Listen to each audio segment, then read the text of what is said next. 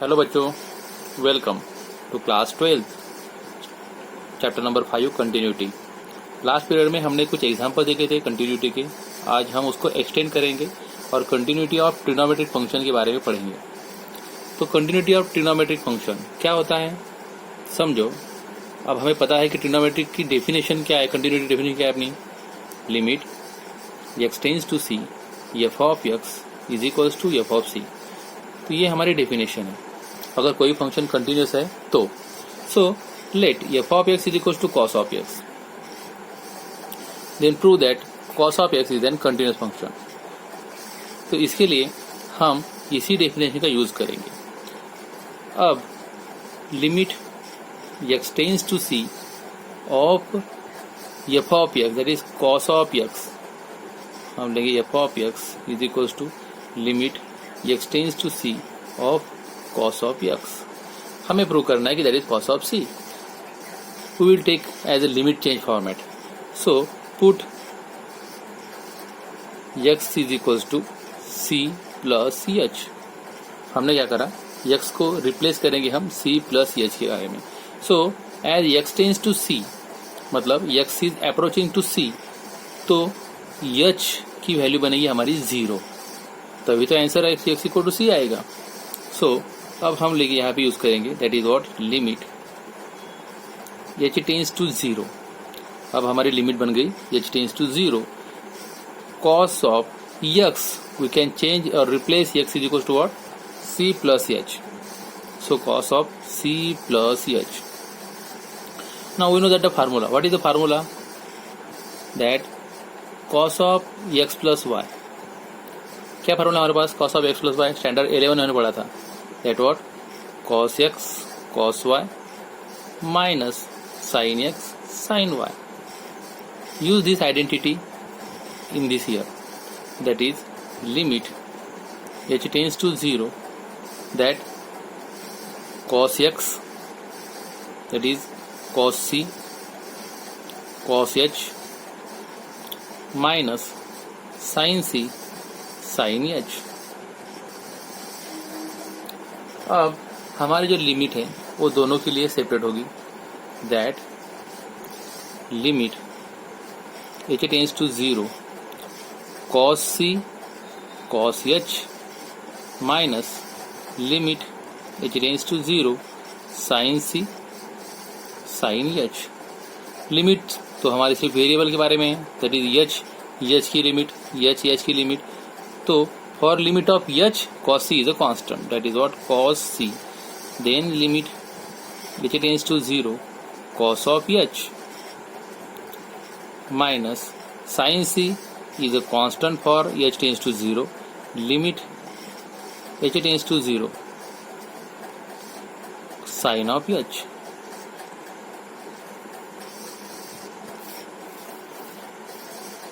अब यूज करेंगे cos c, limit put up करेंगे that is what cos of 0 minus sin c sin of 0।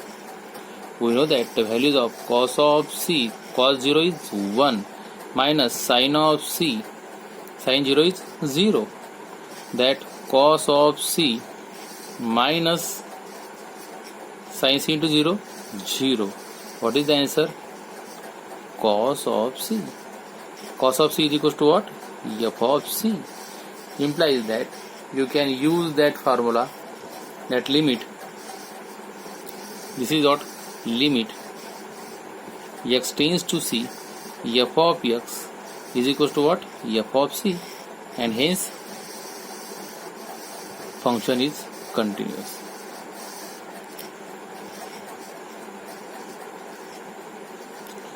तो यहाँ पे हम कोई भी ट्रिग्नोमेट्रिक फंक्शन ऐसे ही प्रूव कर सकते हैं। ऐसा ही जब हमने कॉस लिया तो आप साइन भी ले सकते हो, कॉट, टैन और any other trigonometric function you can easily prove by using this method, that is function is continuous. अब यहाँ पे आपके पास एक थ्योरम प्रूव होता है, अगर फंक्शन कंटिन्यूअस है तो समझो f of x and g of x both are continuous,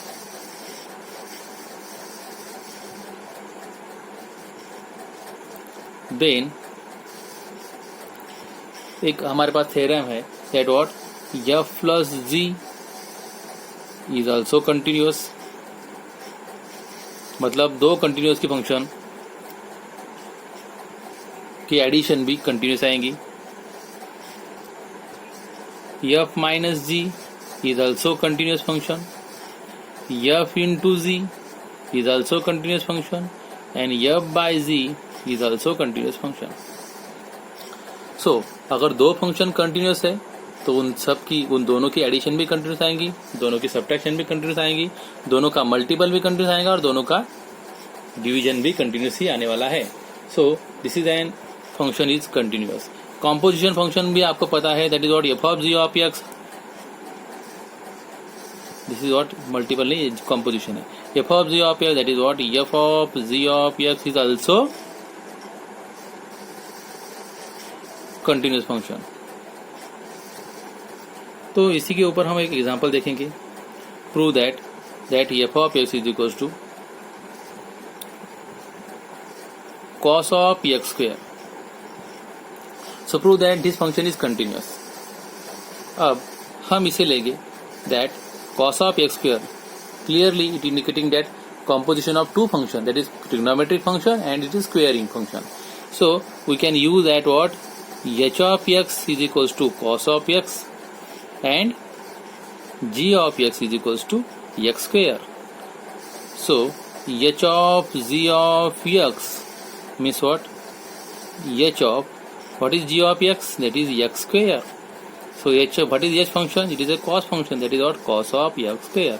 Now so cos of x square is an composition, that is f of x is equals to we can write here what h of g of x. अब आपको पता है कि cos function is an continuous function because हमने अभी prove किया है, और x square is also continuous function because it is squaring function. यहाँ पे डिनोमिनेटर 1 है, डिनोमिनेटर 1 है तो जिस किसी भी फंक्शन का डिनोमिनेटर 1 है पॉलिनोमियल फंक्शन में तो वो function always continuous. Hence as cos function cos s is continuous and x square is also continuous, then what cos of x square is also continuous function। यहाँ पे हमारा एक question simple में solve हो जाता है। तो ये ऐसे एग्जांपल भी आपके बारे में बहुत सारे इंपॉर्टेंट है, ये आपको करने पड़ेंगे। एक और एक एग्जांपल है हमारे पास अगर हम लेंगे तो कि finding value of k। Suppose f of x is equals to kx plus 1 and cos of x। if x is less than equals to pi, if x is greater than pi and function is continuous at x is equals to pi। तो आपको दिया गया है कि ये वाला function जो है ये दो जगह के लिए मतलब लेस देन 5 और लेस देन पाई हो तो kx प्लस 1 है, ग्रेटर देन पाई है तो cos ऑफ x और ये फंक्शन कंटिन्यूअस है x इक्वल टू पाई के लिए। तो हमने पिछले वाले एपिसोड में देखा था कि अगर दो जगह पे मिल रहा है तो फंक्शन अगर कंटिन्यूअस है तो that is the definition is what limit h tends to x tends to pi minus of f of x is equals to limit x tends to pi plus of f of x। That अगर हम यहाँ पे put up करेंगे तो limit x tends to pi minus के लिए मतलब यहाँ पे function that is what kx plus 1 is equals to limit x tends to pi that what pi plus that is pi plus that is what it is cos of x। Now you can put up the simple formula, you can get an answer।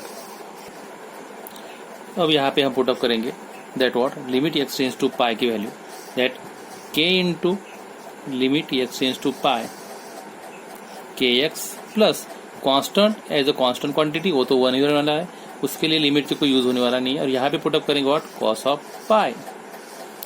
So use x equal to pi, that is k pi plus 1, cos pi की value that is what, -1।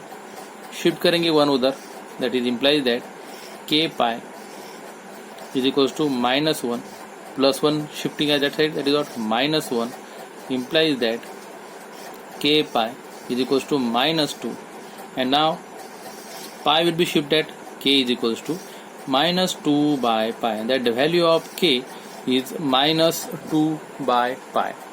तो यहाँ पे ऐसे वाले examples भी आप easily कर पाओगे अगर ये आप समझ सके तो। सो टुडे हमने कंटिन्यूस फंक्शन के बारे में समझा है। कंटिन्यूस फंक्शन की ट्रिग्नोमेट्रिक फंक्शन अगर वो कंटिन्यूस होते हैं तो कैसे होते हैं हमने ये पढ़ा है। हमने एक अलजेब्रा पढ़ा है, उसके एडिशन, सब्ट्रैक्शन, कंपोजिशन और डिवीजन कैसे होती है, वो भी फंक्शन कंटिन्यूस होते हैं, उसके बारे में हमने एग्जांपल्स और फाइंडिंग द वैल्यू ऑफ के, ये वाले एग्जांपल्स भी हमने आज पढ़े हैं। Hope so you are understood all this types, all this questions. Next topic में हम अब डेरिवेटिव पढ़ने वाले हैं।